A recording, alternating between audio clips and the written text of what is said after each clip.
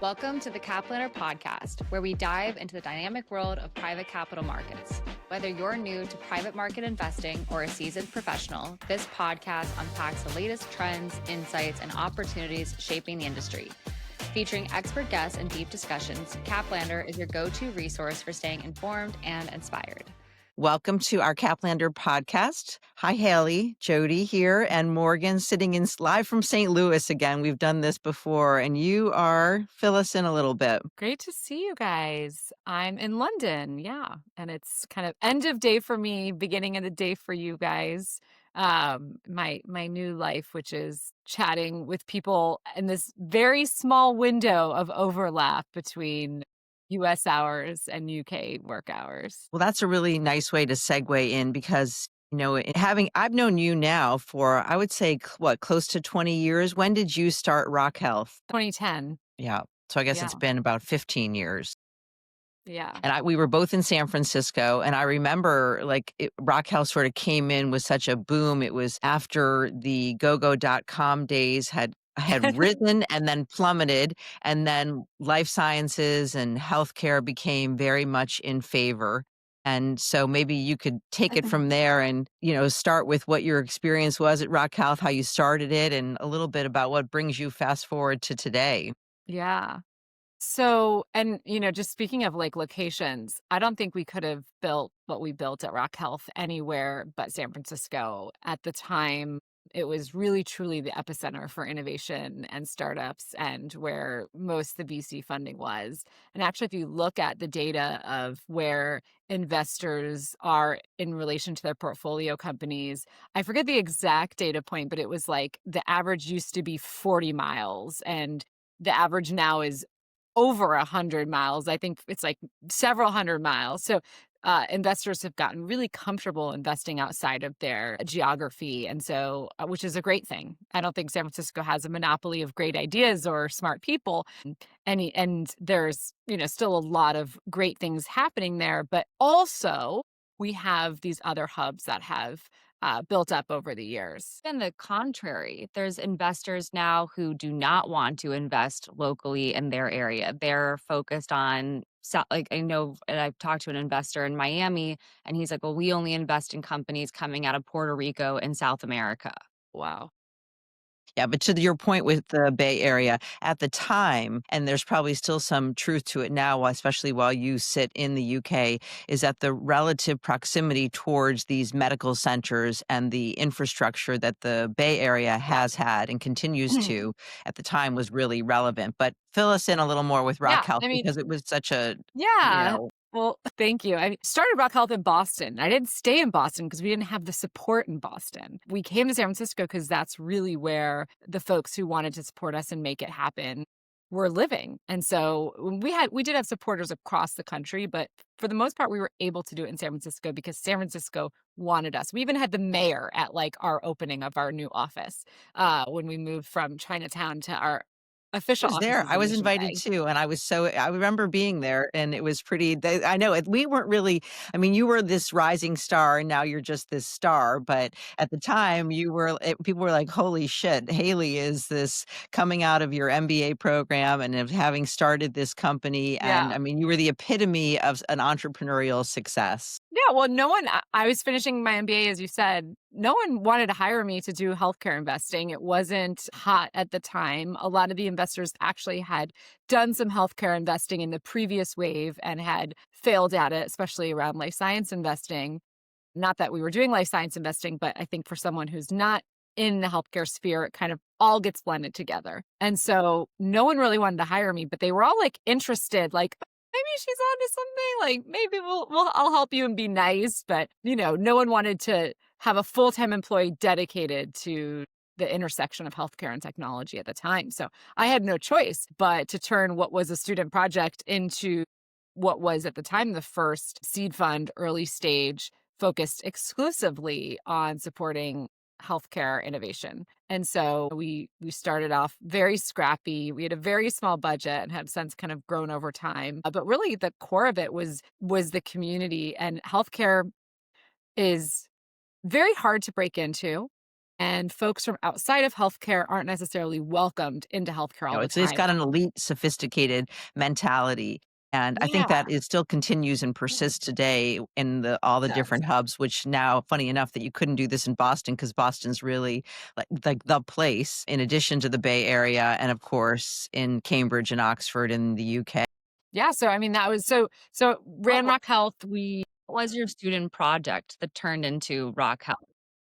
so I worked with my co-founder Nate Gross, who was an MD MBA at the time, and we spent the entire year working on what was a proposal for could you build the Y Combinator for healthcare? That was our question that we were trying to answer. And we worked with an investor who was an adjunct professor, Bob Higgins, who had founded Highland Capital, which was it no longer exists, but he was pretty successful in kind of first health IT 1.0. And so that was the project that turned into it. Nate went on to also found Doximity, which obviously has done really well and is now public. He still serves on the board at Rock Health and is still really involved. So I have a question, Haley. When you started Rock Health, and of course you were then very successful and you were doing day-to-day operations and you've continued to progress, part of like your reputation is that you're very founder friendly. And is that because you have been on both sides of the coin being a founder as well? Honestly, that is like the nicest thing someone could say and to hear, because at the end of the day, working with founders was my favorite part of the job. And still to this day, my favorite thing to do is really supporting folks and encouraging them on their journey because I know how hard it is. And at the time, I mean, Rock Health was like the first thing I did. I worked in boring corporate finance jobs before that. So I was, I had no idea how challenging it was. Now, after Rock Health, I did go on to start a company. So then I got like the reverse experience. I had known from being an investor, Right, what it right. looks like to build from the outside looking in and what investors want. But that was like my first time building something from the ground up. And that was a company called Natalist, which I sold in 2021. But I think being founder friendly was just like, that was our entire thesis was like, there are really smart folks that are building really interesting, impactful companies. Can we convince them to do that in healthcare? Because healthcare was so insular, it was so hard to break into that really what we wanted to do was support them we were like, we need as much talent as we can get. These healthcare problems are too great to solve on our own. And so that was our thesis, and supporting founders in that journey was what we did at Rock Health has been my life's work and my And greatest that's where, passion. if interestingly enough, coming full circle, where we have all now overlapped, so much so that we even have a next generation of Morgan being on. But, at the time, especially when we first overlapped at Rock Health and through your other iterations, the Thielander compensation data and our commitment to the private markets and to founders in particular has been a very shared space. And in life sciences, it seemed like it was necessary, especially from my perspective, to really help and be persuasive because a lot of the MD, PhDs, or some combination of life science and technology, very reticent to push towards their own compensation and to be success. And they didn't really understand that it had to be aligned, right? So you can't have a company if you're not willing to take care of yourself first as the founder CEO. Like it's setting a precedent. It's not being selfish. Yeah. Yeah. I mean, I feel like the founders are always the lowest paid when you look at, the executive compensation on the cash piece of it, for sure. And always the founders that I've worked with are always the first to put their hand up and say, I'll take a pay cut Right, I'll when take less. necessary. In life sciences, I think in other industries, it's not necessarily the same, but, I mean, we certainly see that from our consulting angle that it needs to be we sort of have to push a little bit and say, "It's okay to lean in because you gotta set the house structure in order." So then Yeah. you started a company, you sold a company, and then you continued to progress from Right. there. But I think so it seems like you went from being an angel investor and then took a pause on that, really what's the word I want to use? A very thoughtful pause and a reevaluation of how you wanted to support founders through investing. So do you want to tell us a little bit about that? Yeah, I've been an angel investor for many years and really loved the experience of being able to support founders. But unfortunately, being an angel investor is a very bad way to make money. Yeah, it can be, right? Unless you have that we gotta throw a lot of little money at, multiple options, but you Yes. hopefully have that one holy grail. Yes, and I've had some exits and some wins, and I have a lot of companies that are still active. But what happens is you are exposed to the most risk of any investor, right? You are holding this asset for longer than any other investor because you're the You first come in money in. so early, yep. So the risk that you take on is greater, and any sort of macro events like what we saw during the pandemic and post-pandemic, angels and early employees were hit the worst because we saw a lot of inflated valuations in 2020, and then that all crashed in 2022, 2023 as companies failed to grow into that valuation, and investors, later stage investors swept in and recapped the companies and, completely wipe out the value of the angels and early employees. And that happened to me over and over again. And I was just getting really distraught by that experience. But actually, even more importantly, what I realized was as an angel, I was investing in, several companies a year, maybe 5, 6, 7 companies a year. And over time, I have dozens of companies that I'm invested in. And it's impossible to keep up with all of. I mean, literally a full Right, time especially job.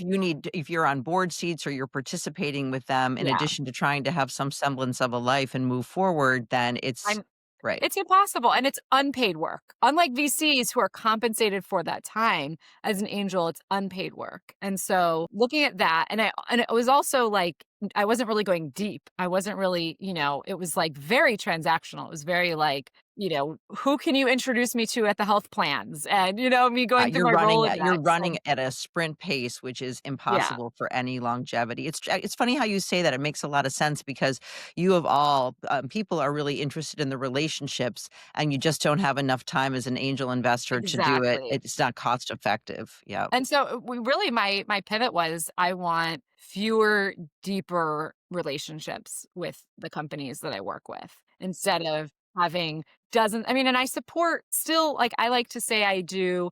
I can't do a lot of one-to-ones. If I took a meeting with everyone who like reached out that wanted to pick my brain, like I would not have time to like actually work and make money. This is called age and maturing, Haley. I can speak to that as being the elder statesperson here, and Right? Morgan, we learned from our mistakes of trying to spread ourselves too thin, and Yes. as we Yeah, said, exactly. we had You Sue have to Siegel on, our last Caplander podcast, and she said that specifically about the transition she had from, when she was with a public company to a private company, and then in the midst of that got married and had children. And she said, there are times where one thing is ebbing and something else is flowing, and you have to accept that because you can't do it all. yeah. Well, she Yeah, said, you can't do can't. it all at one And I think time. but there are ways to still achieve your goals. And with my goal of helping founders, I was able to start my blog, start my podcast, and be one to many. So instead of helping people one to Right. one, which does not scale, I started shifting to helping one to many. So that's why I do what I do because I care and I want to help and share everything I've learned and hopefully move healthcare forward in a way that's more sustainable. And then when it comes to the deeper, fewer engagements, I have 2 board seats. One of them is a company that I invested in through Rock Health many moons ago. That's now Series Z. We're obviously Yeah. Collective Health, a happy customer. Yeah. And the other is Co-Fertility, where it's an early stage Series A, just raised our Series A earlier this year. And I was also a co-founder, so kind of helping get it started. And then I serve on the board. So I feel like I'm able to get my fewer, deeper engagements in while also helping a lot of folks through my like one to many strategy around content. You are the most quintessential private capital market entrepreneur because, in the same way, and Jody says this all the time, and I guess it's my turn to say it now. It's that one of Jody's mantras is how you do anything is how you do everything. And exactly how you started Rock Health with a thesis and very mindfully moving the company from Boston to San Francisco to better serve that thesis. It's really what would your individual thesis be throughout all of this and kind of looking back on what you've done so far and then what is more still to come? It all comes down to wanting to improve our healthcare system and We have the seeing same that we mission. have yeah, That we stayed have true the whole time. Like, when did this click for you? I mean, where did it come from? You must have had an aha moment or something where you're like, "This gosh. makes sense to me." Yeah. I mean, haven't we all though? I mean, all of my experiences with our healthcare system in my entire life have been horrible. Yeah. I Truly. feel like I have had more horrible experiences than positive ones, and then it clicked for me when I was in business school, I wanted to kind of combine my interests in technology and health generally, not necessarily healthcare, but health and helping people just achieve their maximum potential through longevity and health. And when I had the opportunity to intern at Apple between my first and second year of business school, I was put on the healthcare team for the App Store. I was the healthcare team for the App Store, which That's the fact that crazy. they trusted a 25, 26-year-old to oversee the healthcare segment, says less about my qualifications and more about how little Apple Yeah, cared the about space was healthcare at not the a right. time. It made no money for them at the time. There were no good healthcare apps at the time. This was 2010. The App Store was just a year old. And there was just nothing good. And they were like, oh, let's see if this intern can like figure out something that's interesting here. But it obviously wasn't a priority. They were not giving the gaming segment to an MBA intern. But that experience was like crazy to me because, well, first of all, the apps that I was seeing were crap. They were terrible. They were check the box strategies that these hospitals were like, we got to do an app. Like, that's the cool thing now. So they'd outsource it to third party developer in Uruguay or Turkey or somewhere Right. random that It had no connection, it had no meaning no and connection. It was structure not behind it. authentic. It Yep. was not solving a real problem. Right. Meanwhile, the apps of all the folks around me, including Linda Kim, who's now a dear friend, she's the CEO of HyperConnect now in South Korea, but she covered the gaming segment and had like the coolest apps ever that she was working with. Right. But I Right. looked around and I said, literally, the healthcare segment as an industry is so much bigger than all of these other segments But combined. you saw that because that's where whenever the classic VC approach, right, is that it has to really have big runway. You gotta be able to boil the oceans with this Yes. idea. And so you looked at it and you're like, "How are you missing this?" I mean, I understand the feeling because I always felt this way as it related to the private company compensation and also with the, investment firm compensation, right? The venture compensation to me, which has now become part of the biggest part of the Thelander business, right? I mean, the private company compensation was already being done.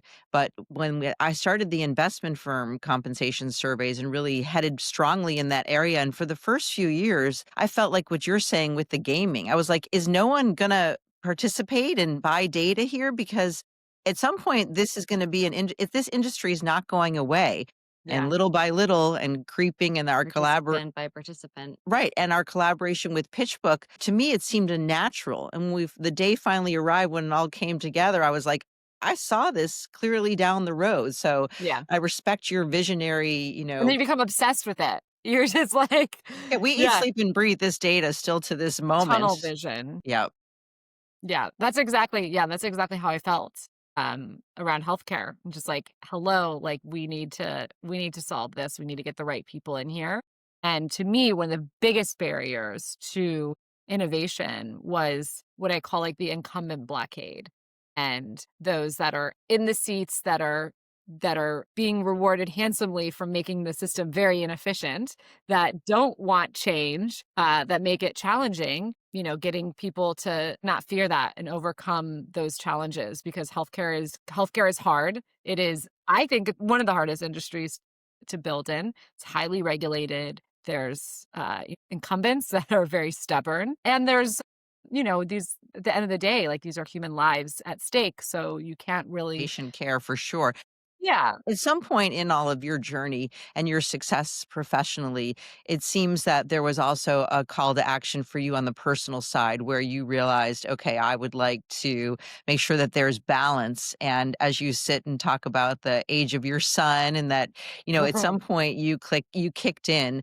Which is really, you were ahead of your time, but you clearly saw that your success professionally was guaranteed and that Yeah. you were not scared? And at what point did you decide, well, not being scared is really a big deal. And what didn't debilitate you, you were persistent. And at what point did you also decide, I really want to make sure that my life is not all that? Yeah. I mean, there actually was a moment. My father had a heart attack, and I was living in San Francisco, and I did not go home because I had a meeting the next day or that week. I was busy at work, and I never went home. And fortunately, he survived and he recovered, and he's turning 80 this year. Um, and I took him to Japan for his 80th birthday, which was really fun just a few months ago. But I felt so bad about how my priorities had fallen into place.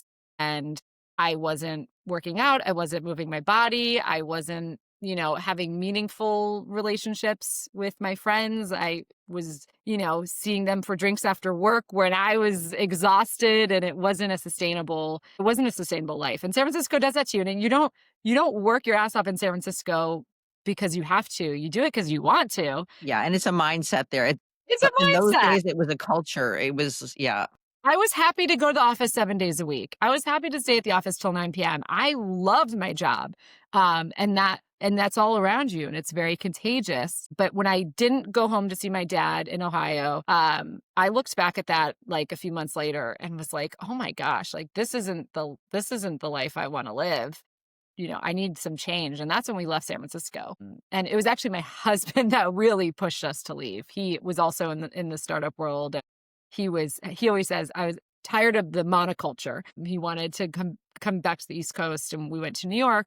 And so that was really the moment. And then after that, I really decided I didn't want to I didn't want to ever put myself and my family second, and really was at a better point in my career where I didn't have to. I didn't have to make those sort of sacrifices. I could kind of, I would say for those who are listening that that's it. It doesn't have to be just one way. I mean, when I started the company, my kids were 6 months and 2.5 years old, right? So as I sit in my daughter's house right now at 30 years old, and she not no children yet, but you realize that there doesn't have to be one course. But I think and maybe it's a good way to segue to get your optics on the future here, is that mindset. And what Morgan and I, when we were, just checking behind the scenes on your success and your history, it was very clear that you've had a mindset about how you live, and you could also feel. And there was a point at which it shifted to have a different holistic approach on it. You could yeah. feel the beginning part where you really ran hard and you were successful. And then you had that moment where you were able to put it into perspective. So, You also used all your groundwork. yeah. Everything, every good intention that you went into, it sounds like getting your MBA and starting Rock Health, being a board member, starting a company, you've covered everything really with the same thesis and the same mentality the whole time, which is so genuine. And so when you get to a place as a person, which is separate from being this extremely successful businesswoman, that you're looking at it going, okay, I've found ways with everything else, and now it's time for me to reshift this. And it's like what they say when you're on an Yeah. airplane, you have to put your mask on first before you help the person next to Yeah. you. It's just, Yeah. it's really, I think it's such an underrated key to the overall success, because you can't do anything else unless you take care of yourself and your family first. Yeah, absolutely. And I think it's very nice to hear. So thank you for all the kind words. I know Morgan's wisdom. That I'm always so impressed with Morgan, that she has taken, she's been very blessed to be around women like you and to be able to have perspective and to vet out these grains of salt that are Well, so it's not easy. important. It's Yeah. impossible that it's easy. So It's you look not. And I mean, I think in the beginning of your career too, it's like it was hard. I mean, I had to prove myself. We know that women are evaluated based on what they've accomplished, whereas men are evaluated on what their potential is. There's tons of research That's pointing true, to that. And so women in the early part of their careers have to make sacrifices to prove themselves that are unfair. It's unfair that we have to do that, but we have to do that. And I do feel like I did that. I went in yeah. and I was willing to Hell do yes, that, and I you did did. that. Really, in case there's But any question, you my did. You hurdled but I it. I would say like one of my I have very good work-life balance now. I don't work past 5 ever, hardly ever. Well, sometimes I have board meetings at or in the evening because of the time zones. I was gonna Right. say, and now you might have I know it's a you little just shift different. your schedule the 8 hours in a different I know, direction. I need to figure that out. But one thing that I was really, really blessed with, I don't know if this is, like, genetically or something that I, like, learned as a young person, but, like, I'm very productive and I never procrastinate. Like, Right. Yeah, you get it done. I They can always get say, stuff if you done. want something done, give it to a busy person. Exactly, exactly. So I do feel like, I see other people who really struggle with work-life balance because they haven't figured out what drives them and helps them be their most productive. I mean, I actually I do sometimes credit it to when I was in school, in grade school, high school, I was I was stuck in this weird place. I went to a public school where, to be cool, you weren't in the marching band, but I was in the marching band. And Oh, yeah, you I were. played I played multiple instruments, but I wanted to be cool and I didn't really want to be this music nerd, but I love music and I played all sorts of instruments and it was a joy for me. But I never wanted people to see my flute and carrying it, so I needed to put it in my backpack, which meant I had to get my homework done during the school day so I didn't have to bring books because I could Not either enough put room. books or my flute, but not both. Right. So Right. I ended up I was very diligent about getting my homework done during lunch hour, during recess, like anytime I could, so that to go home, I could put my flute, my piccolo in my backpack, and no one had to know that I was, this band nerd, which is awful. I hate it. I hate that wasn't able to just Yeah, but fully you did a live workaround. who I was. Yeah. But I think it did establish me realizing I set this deadline of like, I need to get this done at this time. And I did it. And I really have carried that throughout my life. Literally, you have carried that backpack and that mentality about how to get it all in without, Couldn't play a flute today if you paid me, but I can still have the backpack. so as we wind up, I'd love to hear where you see the top priorities for healthcare and the intersection of technology. Like what wisdom can you impart, or where you have this great bird's eye view and you're seeing all these amazing companies? Just give us a Yeah. little sneak peek at where you see things headed. Yeah, what a great question. And that could be a podcast in itself, but I'll just Probably. say this. I think AI has enabled us to build companies more easily than ever before. So we have fewer excuses to just get started and just test ideas out. And if nothing else, like entrepreneurs are very resourceful. And so I'm really excited by just the lower barrier for people to get started. And we might not need venture capital, or you might be able to de risk a company a lot more before raising. Yes. And so within healthcare, I think that that is especially important because we need to bring down barriers. We need more innovation. We need more smart people working on these problems. Great. Well, thank you so much. We know you're at the end of Good your to see you day guys. in London. Yeah, it's always a pleasure. And we'll hopefully see you on the other side of the pond. Yay.